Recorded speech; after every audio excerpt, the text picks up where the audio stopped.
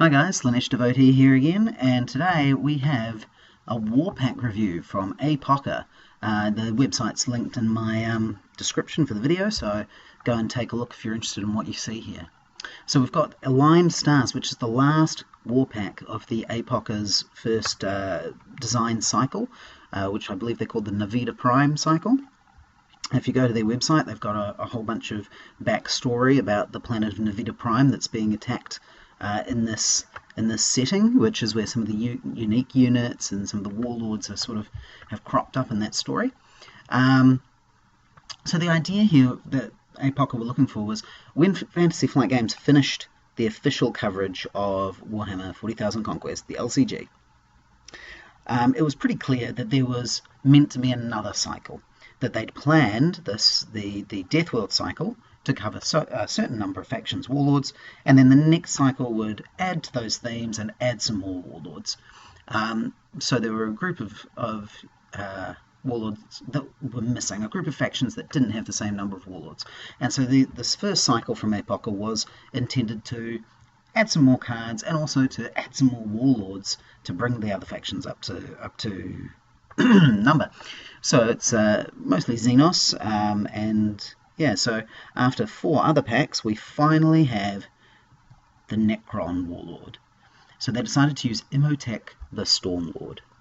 Now, I'm not very familiar with the Necron background, but I do remember when they first arrived in Warhammer 40,000. I was about 15, I think, at the time, and the White Dwarf hobby magazine came out with a free model of a Necron warrior, and there was a couple of stories, there were a couple of battle reports, and basically at that point the Necrons were literally skeletal robot warriors, mindlessly moving forward and shooting everything with their vicious coarse weaponry, and scarabs scurrying across and destroying everything.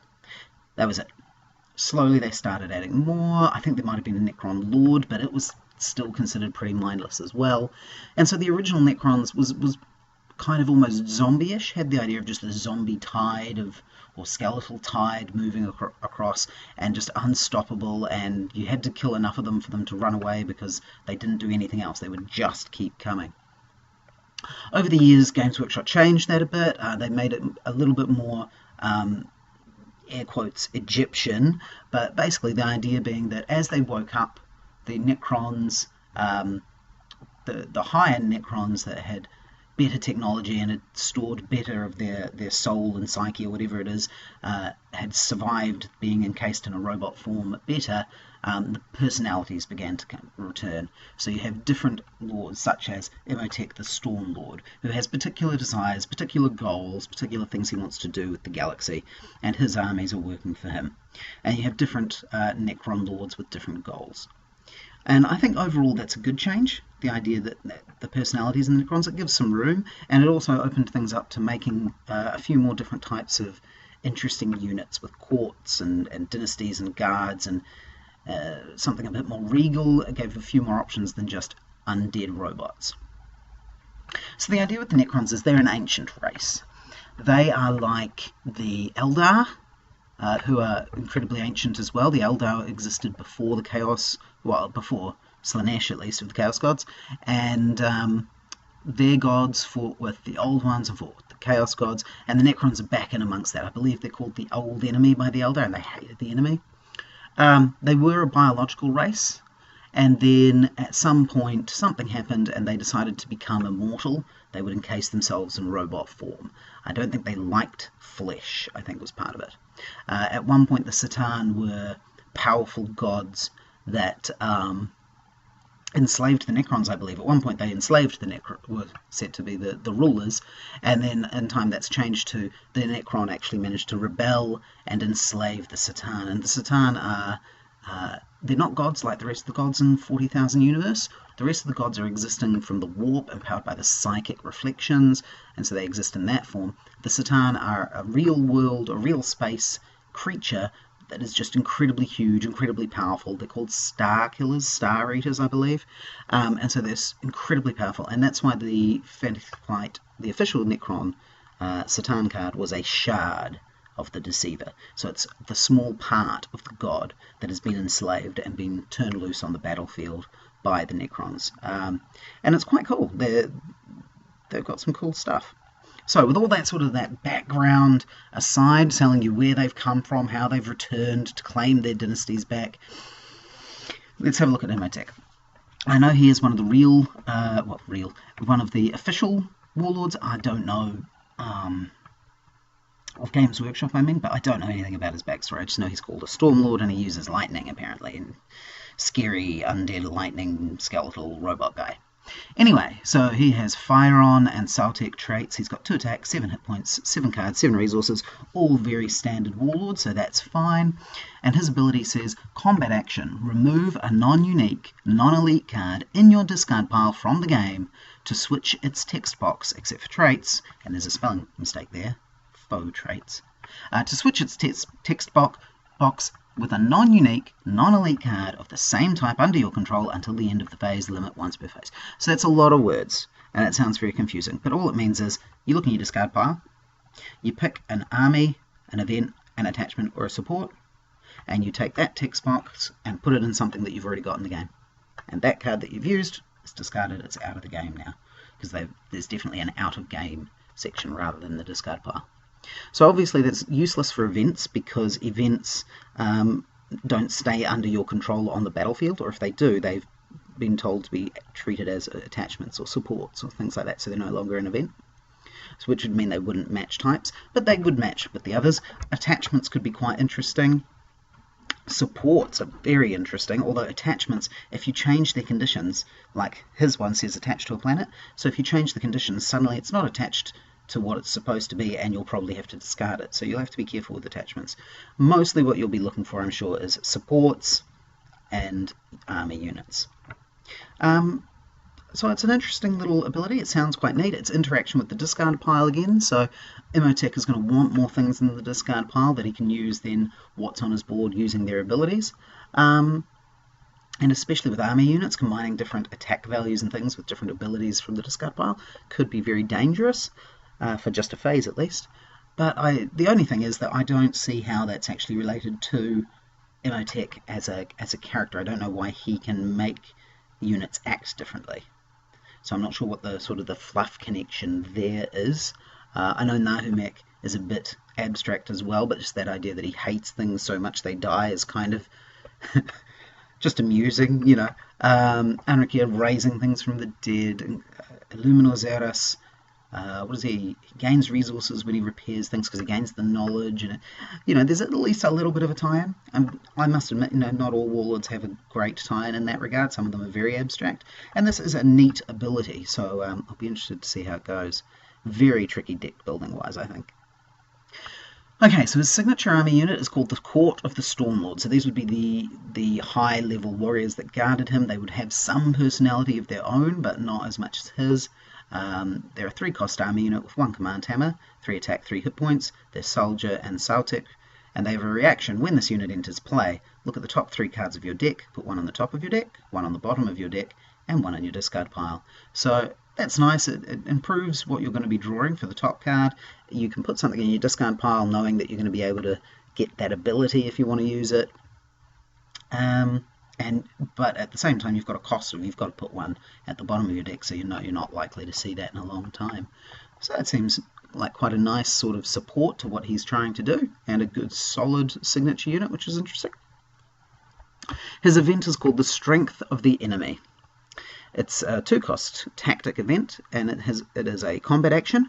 Replace the text box of an army unit you control with the printed text box of an enemy army unit at the same planet until the end of the phase.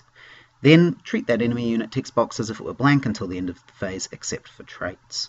So you effectively steal their ability, leaving them with nothing and giving it to you. So that relates to what they're all doing, of course. It's a very helpful effect, but it costs 2, which is quite significant. I have nothing much else to say about that.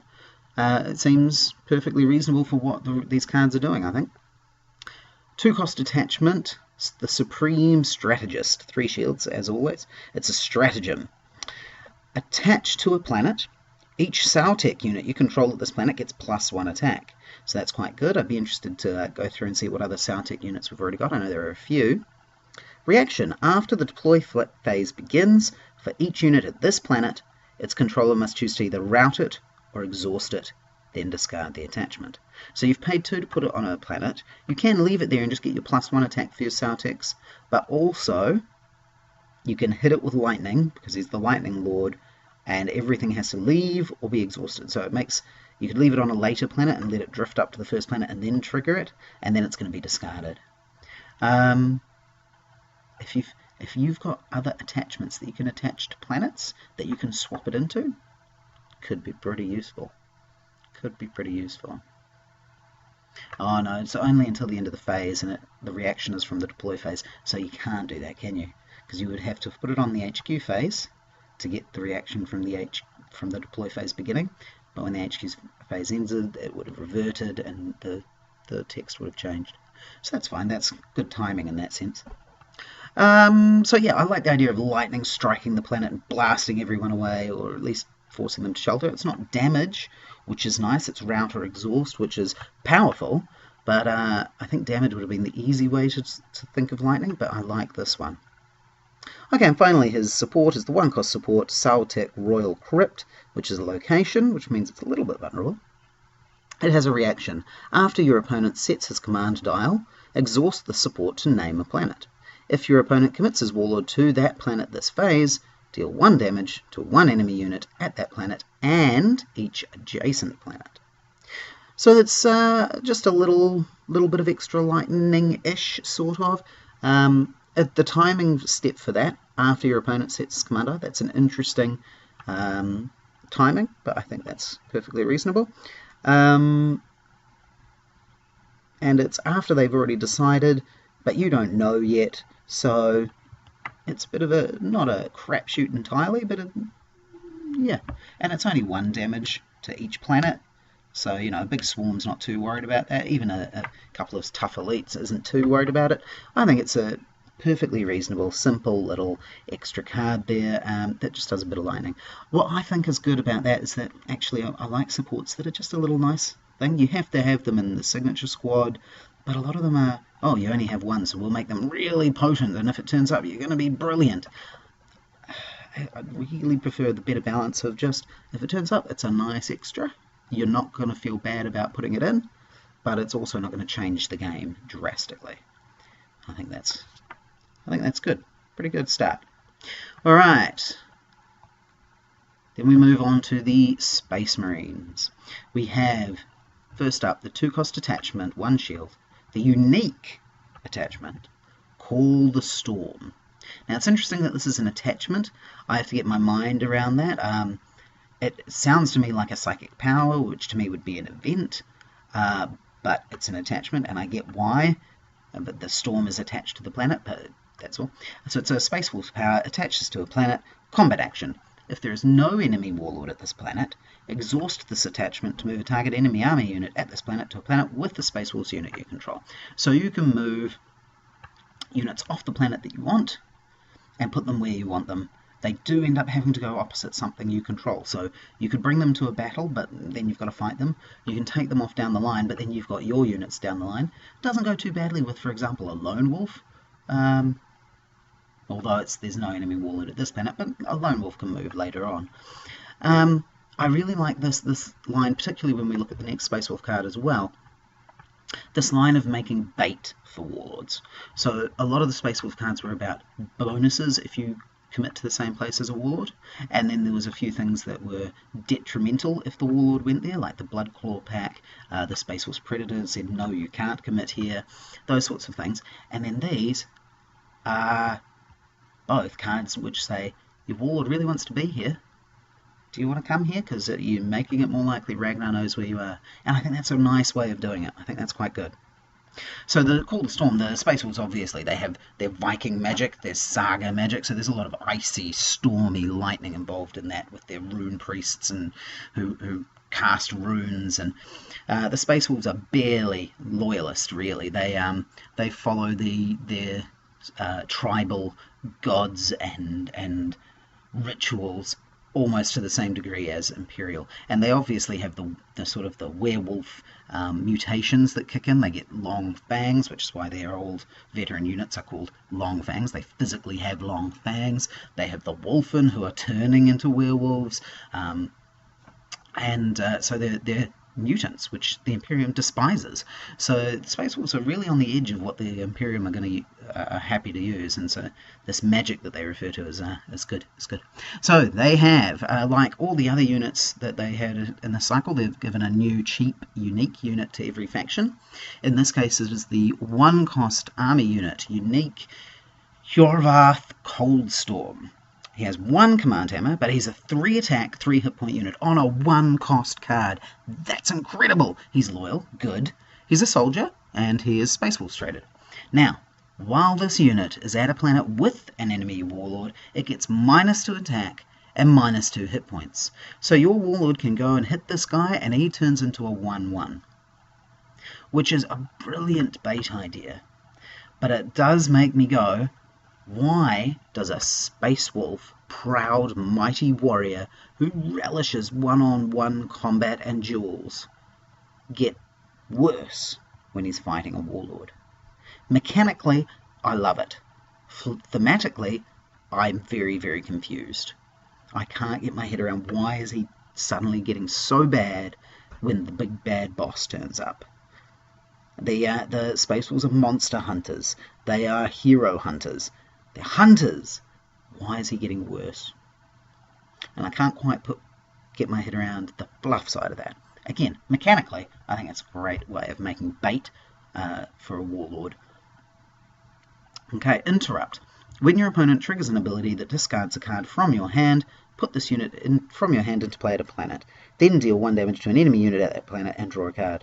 That is crazy.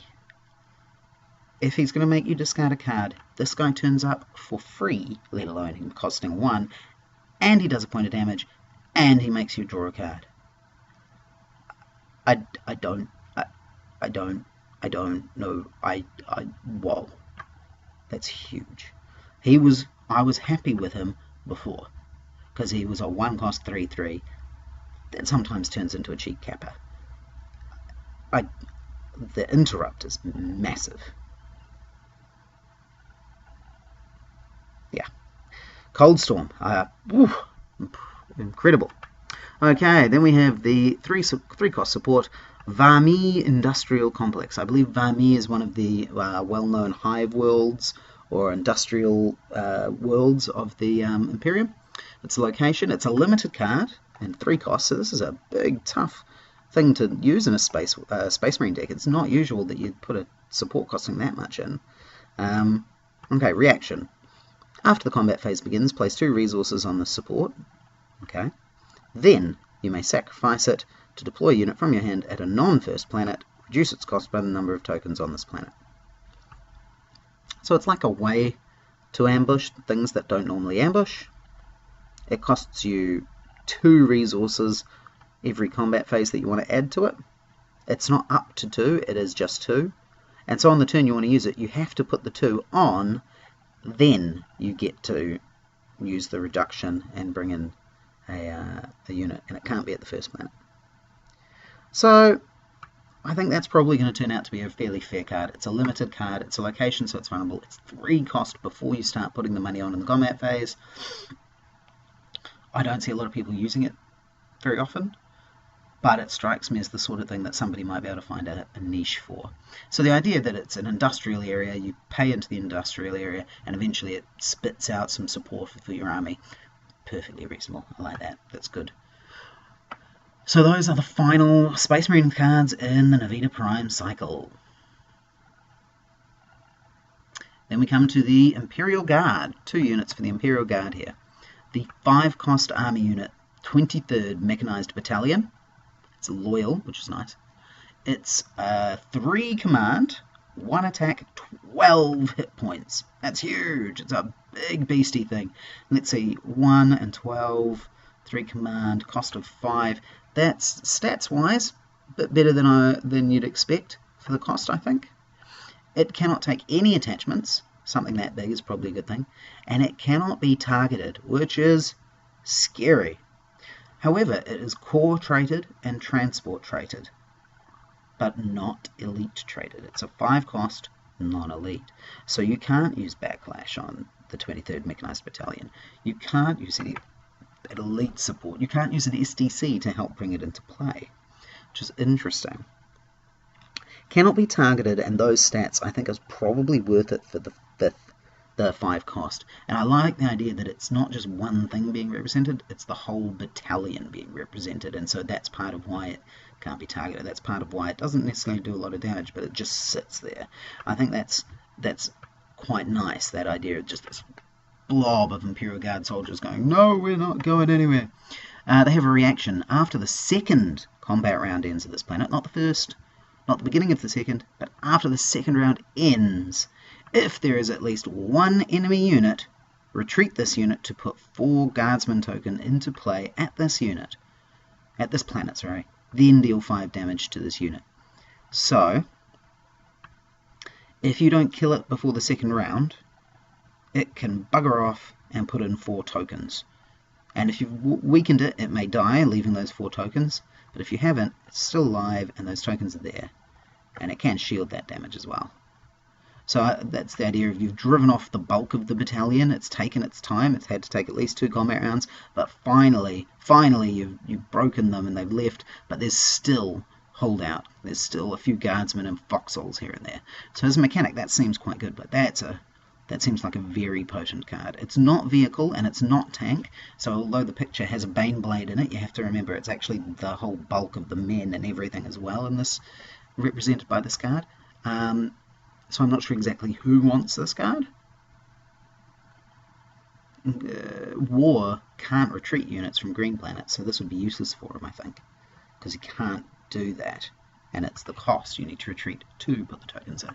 So it's an interesting card. I'll be interested to see who uses it and how they use it. Next we have a 2-cost army unit, the Armoured Fist Squad. It's 1 command hammer, 2 attack, 2 hit points. It's a vehicle, it's a tank, it's transport, it has no war gear, as most vehicles don't.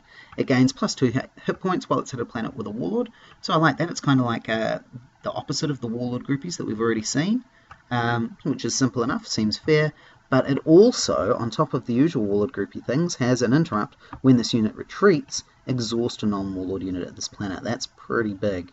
Timing-wise, I believe that works. Everything readies and then they choose retreating, so I believe that works. So it's like an idea of covering fire as you get out. Only useful if you're going to keep some things there, and you're only going to keep some things there if this is going to tip the tide, but it also means you're losing the chance to put its 2 attack into the mix as well. So I think overall it balances out pretty well. I like the idea of the Armoured Fist covering fire, but I am interested in seeing what Gorzod makes of this 1-cost unit.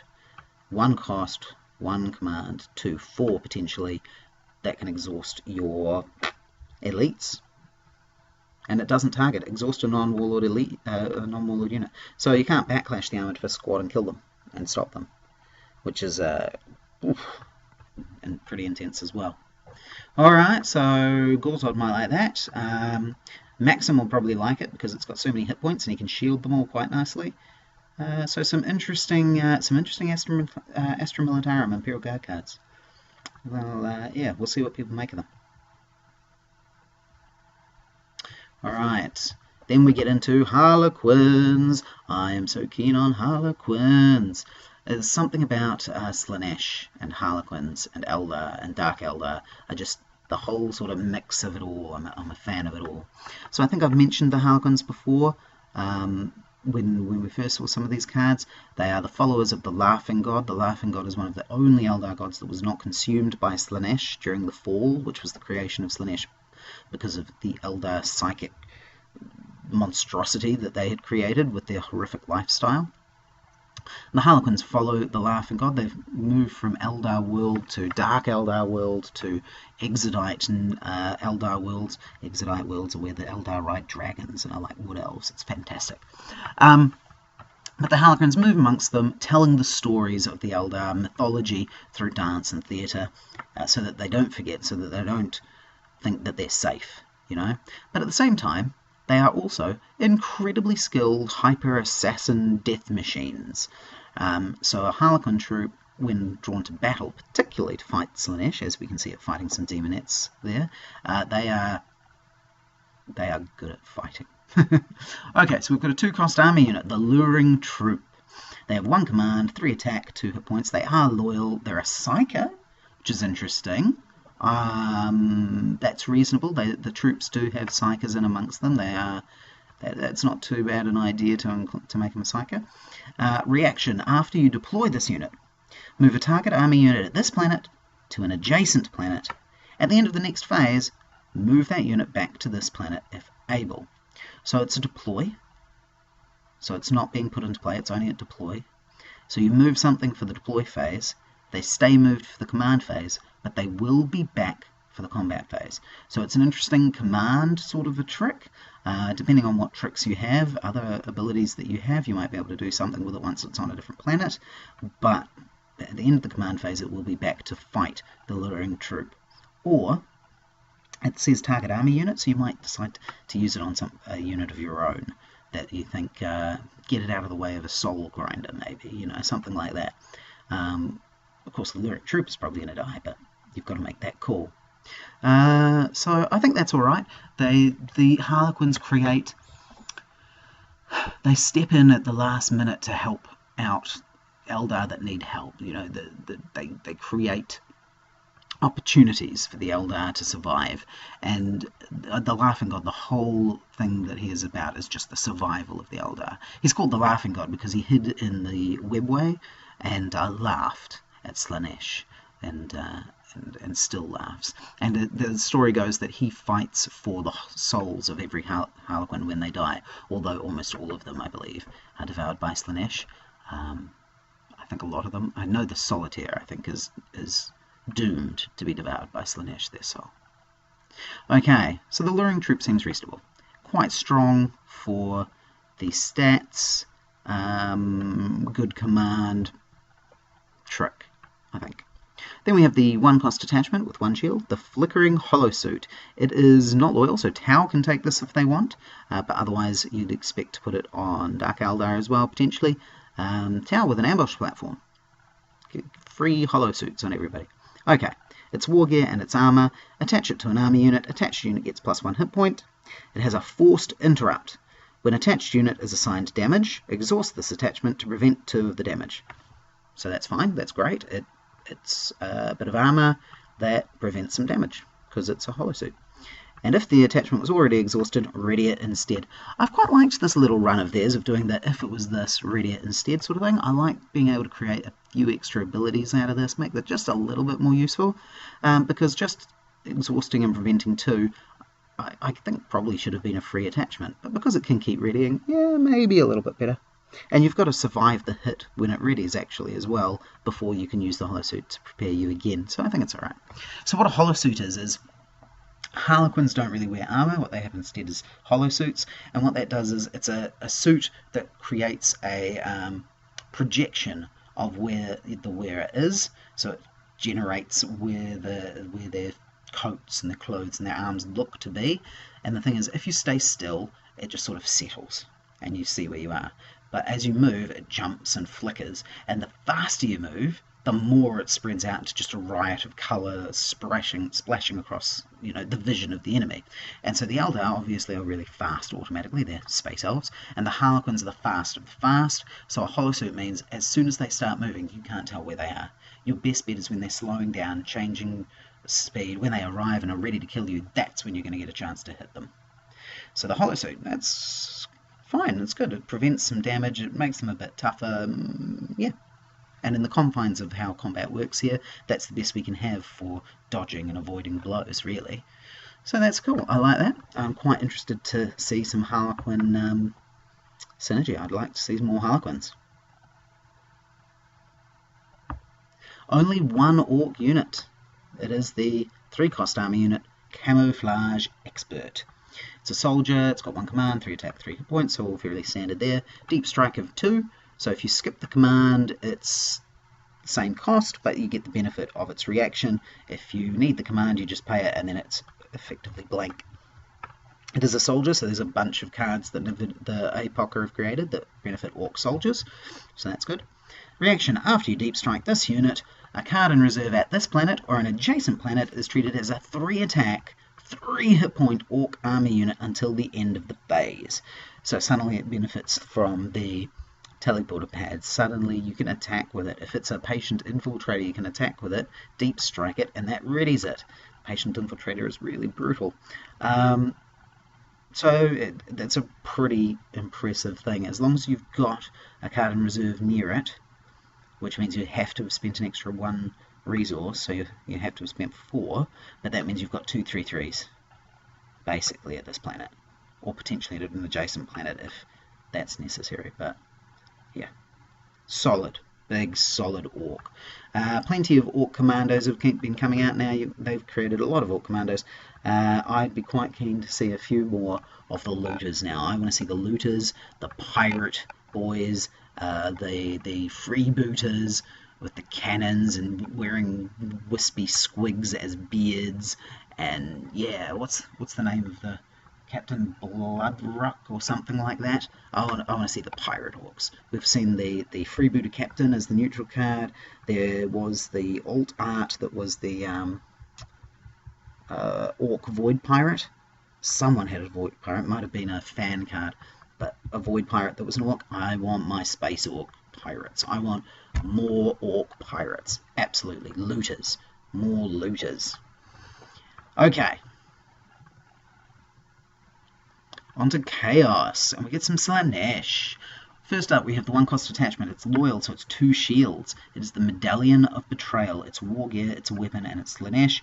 You attach it to a non-Warlord unit. The attached unit gets +1 attack and +1 hit point, and double that if it is a cultist. So +2 attack, +1 hit point on a cultist unit. That's quite cool.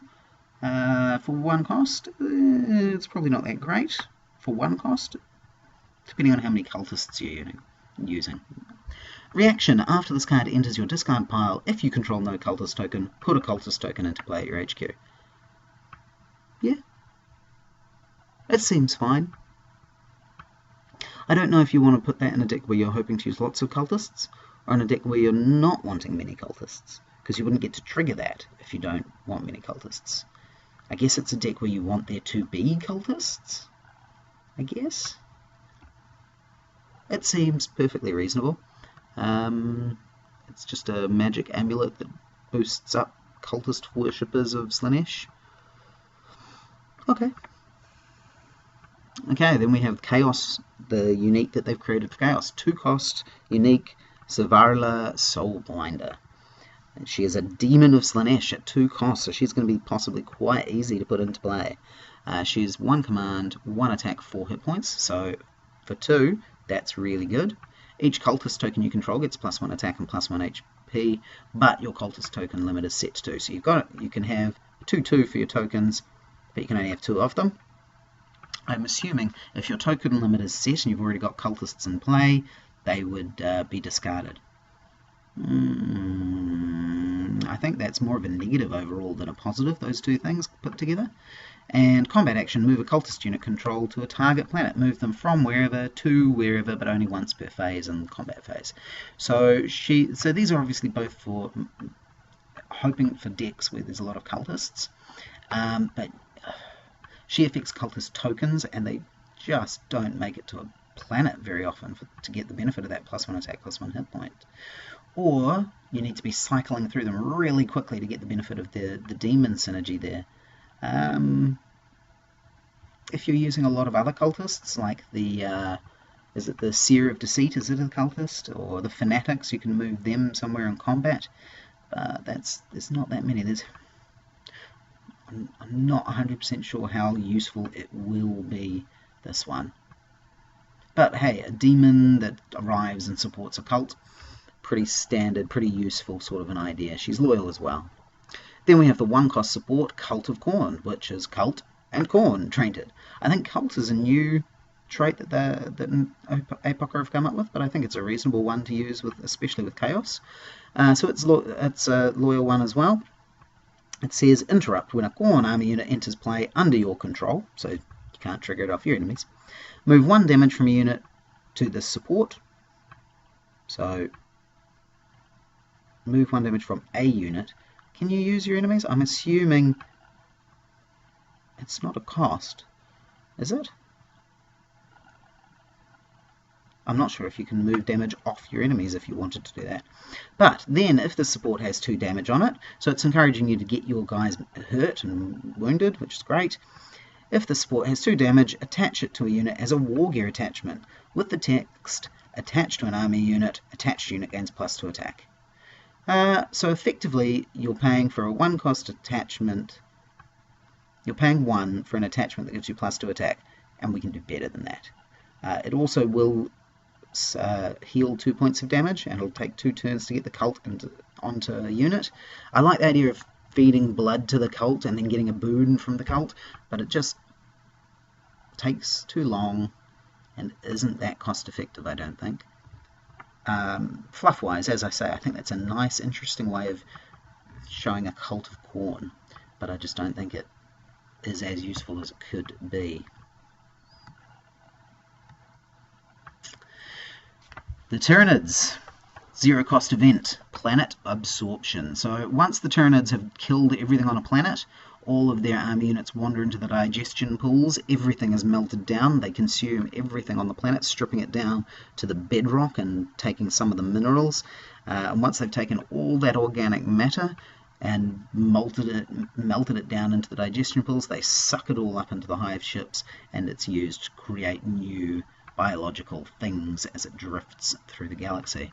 So planet absorption, let's see how it represents that. 2 shields, it's a tactic. As a deploy action, you can gain 3 resources and draw 3 cards. So you gain all of this resources, is the only word. Then remove a planet in your victory display from the game. So you have to give up one of your cards. So if you've got like a 1 strong point planet, and you haven't got any other green, you'd probably remove that. So you've taken the resources, you've consumed the planet, and it's no longer use to anyone. It is just a dead ball of rock.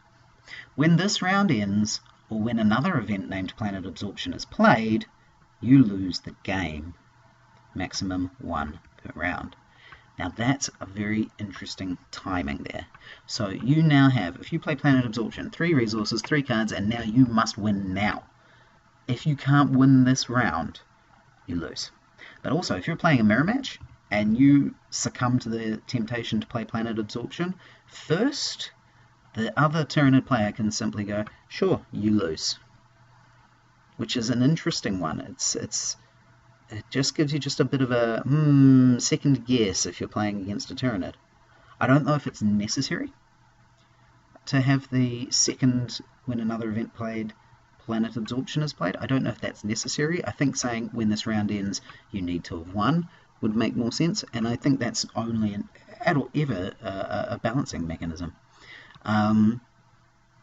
because thematically that this is what the Tyranids do. They gain their resources, they destroy the planet, and then they move on. So, you know, fluff-wise, there's no reason that you should lose if you can't win after doing this, which is a horrifying thought. Okay, they also get a 5-cost army unit called the Tunneling Morlock, the second Morlock we've seen. Clearly, it fits into the thematics and the mechanics of Conquest quite well, the Morlock. It's a 1 command, it's a 4/4 for 5, it seems alright. It is a creature, it is Kraken, and it is an elite, which makes sense. It has Deep Strike of 3, so it ends up only costing 4 when you Deep Strike it in, which definitely fits in with those stats. And in fact, like many of the official Deep Strike cards, is probably slightly understated for the cost, because you're not getting the benefit of the command timer immediately. But it does have reaction. After you Deep Strike this unit, move a non-elite army unit you control, or up to 4 Terminant tokens you control to this planet, then infest this planet. So I like that. The Morlock in the tabletop game, it bursts up from under the ground and erupts and attacks things, but as it scuttles away or slithers away, or however it moves, look at that thing, it's just spikes. As it moves, the other Tyranids come pouring out of the tunnel as well. And I like that you can take 1 decent army unit, but not elite, realizing that that's just ridiculous, or a bunch of tokens, but it says they're ones that you already control. So you don't generate the tokens. You've got to have 4 that are out elsewhere on the planet array. So you get to move them to this planet, which is really powerful, really potent stuff there. Then you infest the planet, which is perfectly reasonable from a thematic point of view. You've just burst in with heaps of Tyranids and the infestation is taking hold. Mechanically, I feel like it's just been sort of tacked on the end there just to make it interesting for Subject Omega, making it an infesting planet. You're costing a 4. You're getting a 4/4 with one command. The command's kind of not being used.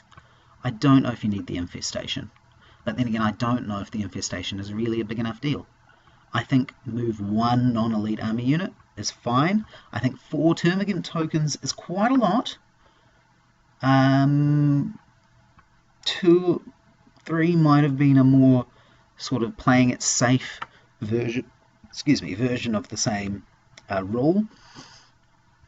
But I think it's quite good. I might try Swarmlord with a Tunneling Warlock. Get heaps of tokens and control where they're going a bit better. And that's the Tyranids. The Tau. A couple more Kroot cards to go with Shaper Agnok. First we have the 1-cost event, 2 shields, because it's loyal. It's Guerrilla Tactics. It is a tactic. It's Kroot. And it is command action. Choose a planet with an enemy unit. Your opponent loses resources equal to the resource bonus and must discard cards from his hand equal to the card bonus. Then move a Kroot army unit you control at that planet to the first planet. So this is quite an interesting ruling here. I like this. So command action is after the command draw. So whatever planet they're on, they've gotten their bonus from it. And then you're saying, no, cancel that bonus. Take it away. However, you have to have, when you don't have to have a Kroot there, you can just use it to stop them. You've lost a card and a resource to do it, but it just helps sort of keep them under control a bit, which is okay. And I like the idea of, guerrilla tactics, making it hard for them to draw resources and gain their command. I think that's cool, guerrillas. But then move a Kroot army unit you control at that planet to the first planet. So not as part of a cost, you can do it without. But if you have one there, it gives you the opportunity to move the Kroot out. They've caused their damage, and now they run to the first planet, which is pretty cool, pretty strong, pretty good, pretty nice. Okay, they have the 3-cost army unit, the Trap Laying Hunter, which is a warrior, which is a Kroot. It has no command, as is quite often the case with the Kroot. It is a 4 attack, 2 hit point, and actually that's a little bit low stats for the cost of 3 because there's no command there at all. But 4/2, interrupt. When this unit is chosen as a defender, your opponent must choose to either deal 3 damage to the attacker or exhaust a unit he controls at the same planet. So when you attack this guy, you're running into his traps, and he's going to either damage you as you arrive, or you've got to have somebody else sort of jump in the way and go, no, and stop the trap, and that other... it could be that you've got one thing that's going to attack, and you're like, I can't let it die yet, so you exhaust it, in which case it got tangled in the traps and couldn't attack the hunter. Or like something else gets exhausted, and it could be like a rogue trader would be enough, but the rogue trader is jumping in the way of the traps and allowing your honored librarian to continue blasting the hunter, the Kroot hunter. And that's quite good. I think that's not too bad. I think really good against things like elites, because the options of exhaustion to cancel the damage are much more limited. But I think the cost is pretty reasonable for that. So that's a really interesting one. I like that one.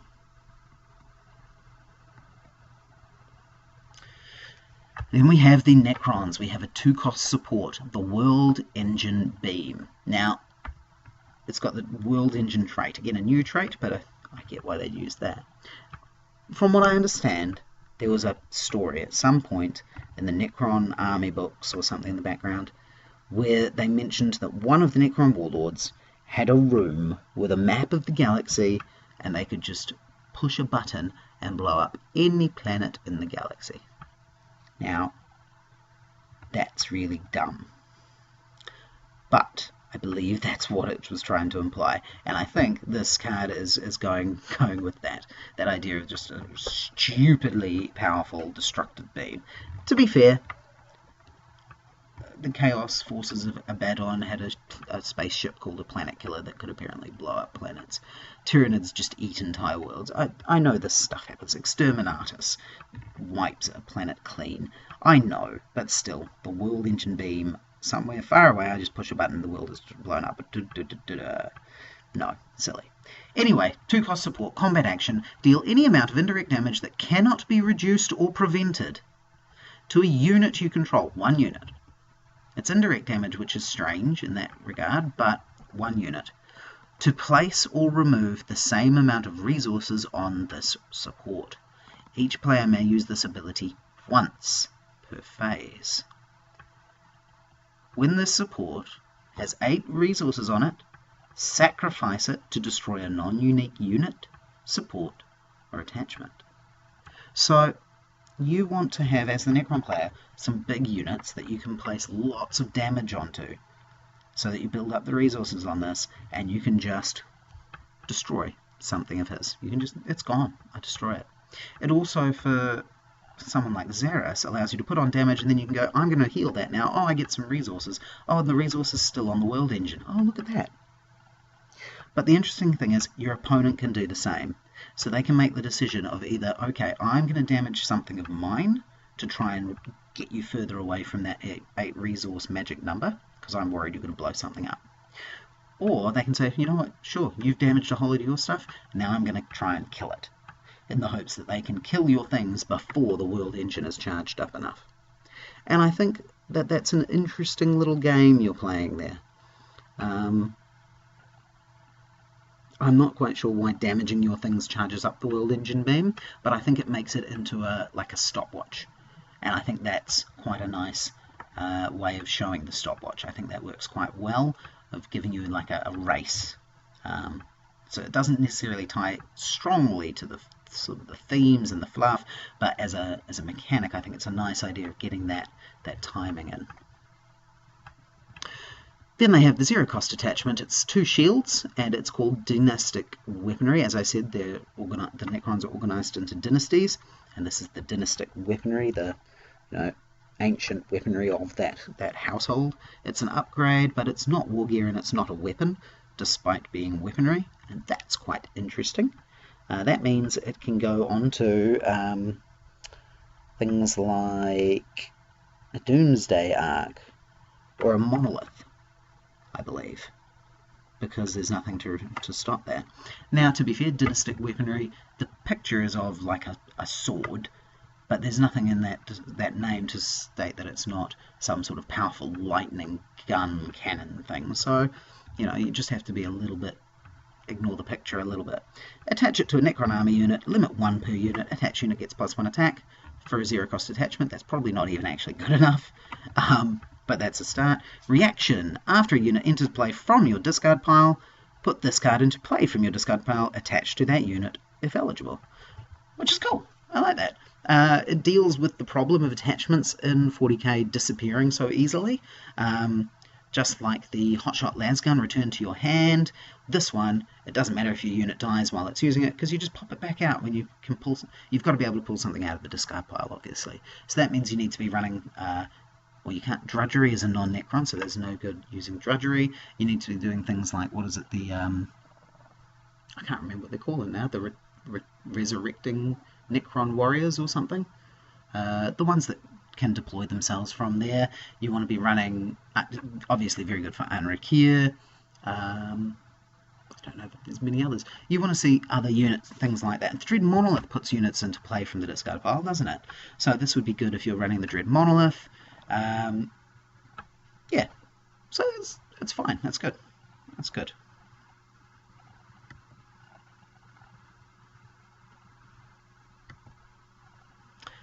Okay, Dark Eldar, 2-cost army unit, the Pain Crafter. It's 1 command, 1 attack, 2 hit points, so that's a bit expensive, that's fine. Scholar and Hominoculus, wonderful. It's loyal. I really want to see something happen with Scholar trait. I really wanted to see Scholar, a Warlord that just took Scholars. Something, because Scholars are just scattered around the whole game, and they don't do anything. I think Scholar is such an interesting word that it should do something. Anyway, Pain-Crafter. Reaction. After you play a Dark Eldar event card, exhaust this unit to attach that event card to a Dark Eldar unit as a War Gear attachment with the text attached to an army unit. Attached unit gets +1 attack and +1 hit point. You can do that once per phase. That's quite neat. I really like their way of turning the torches into a benefit to your army units. It would suck in my Urian deck, because my Urian deck is lots of torches, and then I want them to turn up in my discard pile to fuel things that, like the, Soul Seizure. I need torches in my discard pile. So this is terrible for me. But in other, like the ranged Urian deck that I know a lot of people use, the Hypex Injector that readied units whenever you did a torch, a Dark Eldar event, this could be quite good in that, because you can start improving whatever the Hypex unit can get stronger and stronger the more crazy, nasty, torturous things that you're doing as a Dark Eldar. So I think that's pretty good. I think that's quite nice. Then we have the 1-cost attachment. It's loyal, so it's 2 shields. It is the Torturer's Masks. It is War Gear. It has Ambush, which is quite interesting. We can put that on in the middle of a combat. Attached to an army unit. Attached unit gets +1 attack and +1 HP. For 1 cost, that's probably fine. It doesn't seem like a lot these days, because we're used to big bulky units, but in a swarmy situation it's probably okay. Certainly gives you a bit of a combat trick, which is nice. Reaction. After uses shield cards, if you have no cards in hand, exhaust this attachment to draw a card.